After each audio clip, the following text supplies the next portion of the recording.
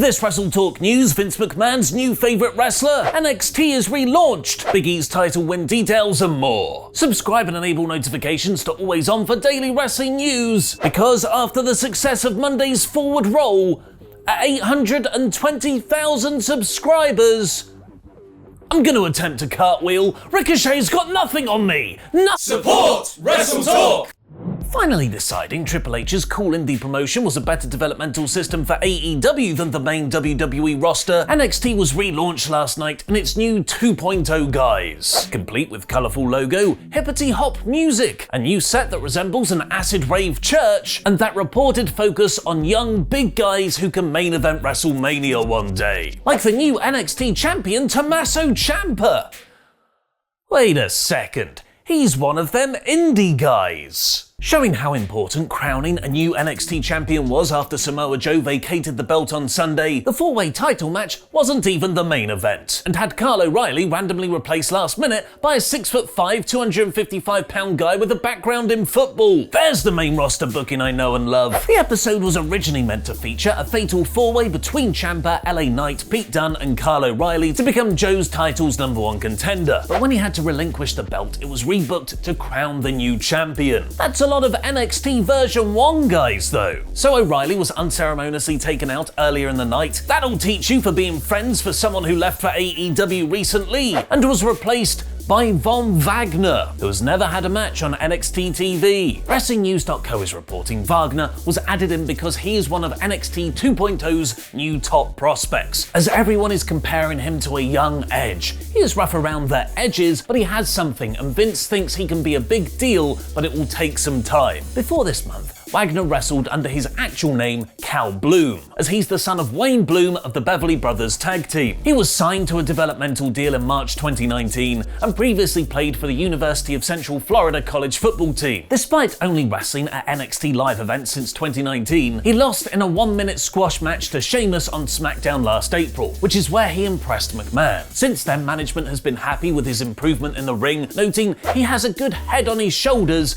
Vince sees him as a future WrestleMania main eventer. That should tell you everything about his future here. It actually seems that the 2 in NXT 2.0 actually refers to second-generation wrestlers, as Ben Buchanan, the son of the very underrated Bull Buchanan, debuted under the name Brooks Jensen in a tag team with Josh Briggs last night, as did the son of Rick Steiner, who looks like Rick Steiner, wears similar attire to Rick Steiner, had the alarm bells in his entrance music like Rick Steiner, was described as an attack dog on commentary like Rick Steiner, so his new name is Bron Breakker, spelt with 2 Ks. Breaker's name was apparently originally meant to be Rex Steiner, which is infinitely better, but he was put over strong here, beating LA Knight in a singles match despite Knight wrestling for the vacant NXT title just an hour later. That sure sounds like a show booked last minute with multiple changes throughout the day. That's it, it's official! Main roster to NXT confirmed.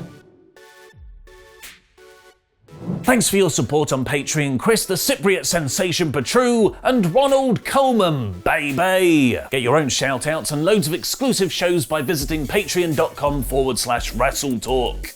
Last night's episode of NXT was the first taping day since August, as the last 3 weeks were pre-recorded while the Capitol Wrestling Center was remodeled. PW Insider is reporting that when wrestlers arrived, they found a weird atmosphere, with a lot of stress and uncertainty given the heavy cuts to both talent and production crew in the last several months, along with the brand's new direction that focuses on the opposite of what many wrestlers were brought in to do. Those releases to great talents who did everything they were supposed to has understandably made many wrestlers feel like they're on thin ice, and they can be fired at any point with no notice, especially without the protective cocoon that Triple H provided for them from the main roster, where he just put his big arms around all of the roster. His big, beardy, daddy-like arms. But with Hunter not backstage as he's still recovering from heart surgery, that main roster attitude was on the show in full force, with head WWE producer Kevin Dunne backstage to oversee the NXT 2.0 relaunch. The script was reportedly changed a ton of times on the day up until the show began, just like the hectic productions of Raw and SmackDown. At least one of these changes was pulling the women's title match between Raquel Gonzalez and Frankie Monet, which had been set up last week. Some of this was presumably due to some Samoa Joe having to vacate his NXT title due to injury on Sunday. There has been speculation that Joe having to drop his title has come at a very convenient time for the promotion just about to relaunch itself, with Brian Alvarez saying some within WWE thought Joe's absence was for a storyline. That isn't so according to PW Insider, who's reporting the decision to take the title off Joe was a medical call, not a creative one. There's said to be no timetable on Joe's in-ring return, although he's not expected to be out of action very long, in which case, why not just keep the title belt on him then? Going forward, the promotion will officially be referred to as NXT 2.0, despite this actually being the 4th or 5th iteration of the brand, and the Capitol Wrestling Center name will be dropped. But while Vince McMahon and Bruce Pritchard are reportedly heading up the big picture vision of the show, neither were in attendance last night. In fact, Vince hasn't been back to the Performance Center since his visit in July. Instead, Ringside News is reporting Dunne, who is 100% a Vince McMahon guy, will be there to oversee production, and Vince and lead main roster writer Ed Koskey reviewed the show that was put together by NXT Creative, with no main roster writers being used. What do you make of the new NXT? Let me know in the comments down below, because I'll be replying to as many people as I can for the first 30 minutes after this video goes live from out of nowhere. Hopefully WWE can sprinkle their main roster magic formula for success on NXT, which absolutely guarantees great TV oh no wait, Raw just did its lowest number since fans came back. Despite building the whole show around Big E cashing in his Money in the Bank briefcase to win the WWE Championship, Monday's episode of Raw only drew an average of 1.67 million viewers, which is down almost 200,000 viewers from the previous week, and is the lowest number since the last ThunderDome show. This is particularly worrying, as this is the start of football season, meaning Raw will continue to face strong competition on Monday nights for the next few months. Even more savagely, the key 18 to 49 demographic dropped even further to 0.43. This is the metric last Wednesday's AEW Dynamite beat WWE in for their post-All-Out show, where they pulled in a massive 0.52. If the interest is sustained in Adam Cole's first match, CM Punk being on commentary, and Bryan Danielson building a match with Kenny Omega, AEW could very well beat WWE this week again. Help us, Big E! You're our only hope. Following his WWE Championship win on Monday night, Big E has been officially moved to the Raw roster. This was originally meant to be the final trade in the upcoming draft, but WWE reportedly moved it forward to this week to combat competition from AEW and the NFL. But while Big E's win didn't result in a big rating, PW Insider is reporting it has improved backstage morale on the main roster, as he is very much loved in the locker room. Apparently there were some SmackDown talents who wanted to be backstage at Raw in Boston just so they could be there for the experience. WrestleVotes have now added that Big E's title win has been planned for months, where they wanted to move him to Raw to be a fresh face in the main event scene. There's been a lot of accusations at WWE for panicking or hot-shotting their creative plans, but to me, this just sounds like they've strategically moved an angle forward by 2 weeks. You could argue AEW did something very similar with Bryan Danielson and CM Punk's debuts. So credit where credit is due. And I also love the wedding angle on NXT. I said I was on the Khan coin, but I didn't say which Khan. I love you, Nicky boy. According to Ringside News, while top WWE officials were aware of Big E's title win for a while, the writing team didn't know about any plans to change the champion during the draft. Apparently, since Bruce Pritchard was put in charge of creative, the writing team is often kept in the dark about plans like this, which does not help when you're trying to write a consistent weekly television show. It wasn't just Big E who was getting backstage love though, as PW Insider also notes Bobby Lashley was praised for his excellent job selling his leg injury for the cash-in, which was a total work, and hopefully maybe that goodwill will turn into him getting his faction back. Following Lashley's loss, MVP posted a photo of him sitting next to Shelton Benjamin on a plane with the caption, "Discussing business with an old acquaintance," while Cedric Alexander seemingly referenced Bobby being beaten, tweeting, "If only you had some backup." With Bobby presumably set to feud with Big E now, getting the Hurt Business back together to take on the New Day could provide a fantastic story. Elsewhere in WWE, bucking the trend of ex-NXT guy to become Dark Order leader in AEW confirmed, Pete Dunne has reportedly signed a long-term contract with the company. Dunne's previous deal was meant to expire at the start of September. Fightful Select is reporting Triple H himself offered Dunne this new contract, which will keep him in WWE for the next 3 years, taking him through to the summer of 2024 when he'll be 30. Now it's time for Tempest's review of NXT in about 5 minutes. I'm sure he loved the wedding angle just as much as I did. Von Wagner. What's going on, WrestleTalk friends and fans? Tempest the Wrestler is back to review the first edition of NXT 3.0. It's not 2.0. You can't fool me, WWE. I ain't forgotten about that shit in about 5 minutes. Now, we opened the show with individual promos from the 4 guys that were going to compete in the NXT Championship Fatal 4-Way match in the main event, when LA Knight was interrupted by Rex Steiner.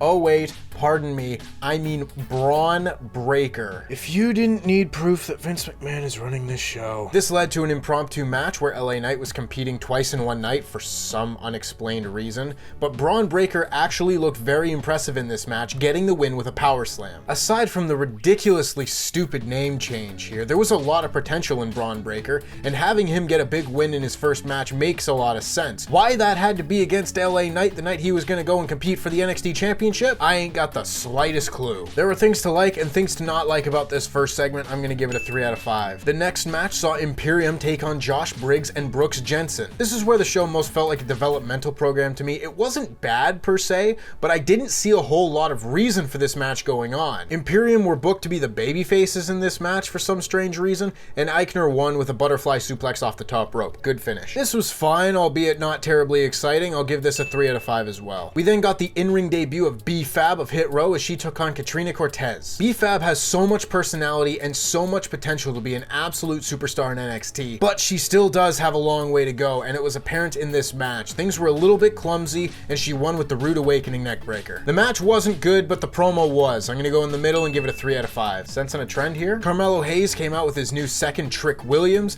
and they cut a long promo. Don't know what they said, really. They both have really good delivery, and the point of the promo was Trick Williams telling Carmelo Hayes that he needs to be less humble and needs to get back to more of his killer instinct ways. That's a fine enough sentiment for the promo, but it just kept going. It felt like they never knew when to end the promo, and eventually they did leave, but were interrupted by Duke Hudson and went back in and beat him up, stopped, beat him up again, stopped, and beat him up again. It just never stopped. It seemed like they were trying to turn Carmelo Hayes heel with this promo, but they also beat up a heel 2-on-1. This whole thing was a mess, I'll be honest. I'm gonna give this a 2 out of 5. Next, we got a women's tag match pitting Casey Catanzaro and Kaden Carter against Gigi Dolan and JC Jane. See, this is the problem with only having 3 women's tag teams in your women's tag team division. They don't have anyone else to face. Sure enough, Mandy Rose caused the DQ just a few minutes in, and this whole match was rebranded as a 6-woman tag, including Saray on the babyface side. Also, Mandy Rose has brown hair now. That's an important detail, I'm told. The impromptu 6-woman tag match, however, was very fun. All 6 women were able to get in there and go back and forth, with Saray and Mandy Rose building upon their rivalry. This was really good stuff. The match even got some "This is awesome" chants from the crowd before Mandy Rose hit a big knee on Kaden Carter for the win. I'm gonna give this a 4 out of 5. Oh yeah, and Kyle O'Reilly was taken out of the main event during a picture-in-picture segment during this match. Oh, sorry, you didn't catch that? Oh, too late. Moving on. He's already been replaced. Who's he been replaced by? Von Wagner. Who? That's right, during the 6-woman tag match, Pete Dunne and Ridge Holland attacked Kyle O'Reilly backstage before Von Wagner ran them off, and William Regal announced that Von Wagner would be added to the NXT Fatal 4-Way match in his place. Not Bron Breakker, the guy that just got a big win over one of the other guys in the match. Nope. Von Wagner. I missed the real NXT 2.0. We then got Ridge Holland's match against Drake Maverick, and I'll give you 2 guesses as to who won. This was a very quick squash match, and Ridge Holland won with his sit-out scoop slam. Also, there was a man in Drake Maverick's corner named Grayson Waller. I don't know who he is or why he's here. This was fine. It was a squash. I don't really give squash matches very high ratings, so I'll give this a 2 out of 5, but there was nothing wrong with it. They aired a vignette package for an Italian mobster that could have been out of the 1920s named Tony D'Angelo.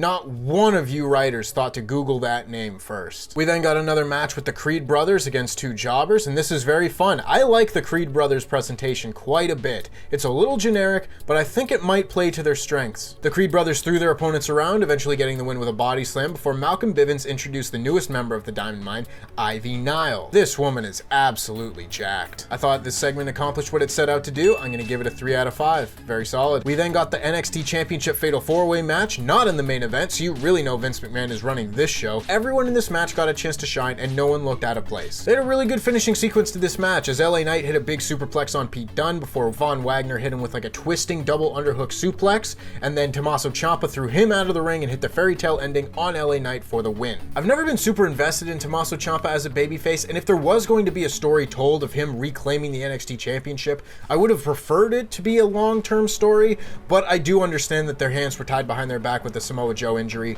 What can you do? I'm giving this a 4 out of 5. And then we got the real main event, the Index Wedding, brother. Listen, if you guys like main roster WWE silliness, this was for you. This is for you. That being said, it wasn't for me. There were some funny moments, like when they said, "Does anybody object?" and the entire crowd of NXT wrestlers all raised their hands. I like that, because that makes sense. These two should not be getting married. Man's got a hatchet in his suit jacket. No red flags.